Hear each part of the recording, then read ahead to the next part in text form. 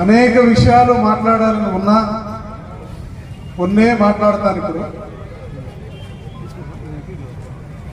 సరిగ్గా 1992 మార్చి 29వ తారీఖున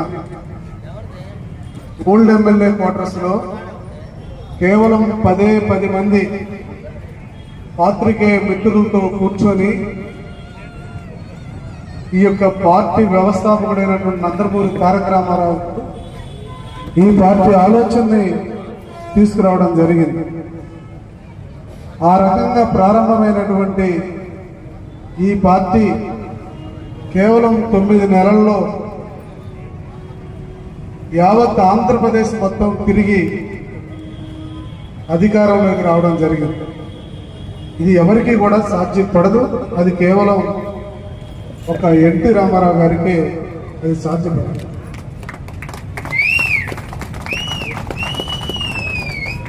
అలాంటి మహానుభావుడు పెట్టినటువంటి పార్టీలో శ్రీ చంద్రబాబు నాయుడు గారి ఆశీస్సులతో చీరాల ఎమ్మెల్యేగా నేను రావడం, మీ అందరూ నన్ను దీవించి ఈరోజు ఎమ్మెల్యేగా మీ ముందు నిలబడి గర్వంగా మాట్లాడడానికి అవకాశం ఇచ్చినటువంటి చీరాల ప్రజానికానికి అందరూ కూడా నమస్కారం.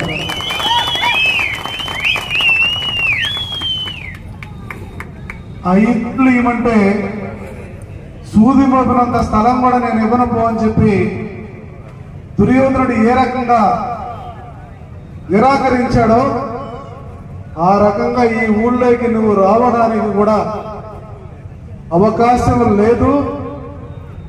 నువ్వు కానీ నీ మనుషులు కానీ ఇక్కడికి రావడానికి లేదు, నీకు పర్మిషన్ లేదని ఆనాడు వైసీపీ పెద్దలు ఖరాఖండిగా చెబితే నాతో పాటు నా కోసం అనేక మంది నా అడుగులో అడుగేసి నా ప్రయాణంలో భాగస్వాములైనటువంటి ప్రతి ఒక్కరికి ఈ సందర్భంగా నేను నమస్కారాలు తెలియజేసుకుంటున్నాను.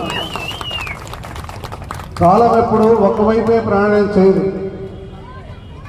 ఇదే విగ్రహం పక్కన వాళ్ళు పెద్ద మనుషులు అయితే ఎన్టీ రామారావు విగ్రహం ఉంది కదా, ఆ విగ్రహం పక్కన వాళ్ళకు వదిలేద్దామన్నటువంటి ఇంగిత జ్ఞానం కూడా కలగలేదు. వాళ్ళ ఫ్లెక్సీలు వేస్తారు. ఇక్కడ ఈ ఊళ్ళో ఫ్లెక్సీ వేస్తే ఫ్లెక్సీ చించారు.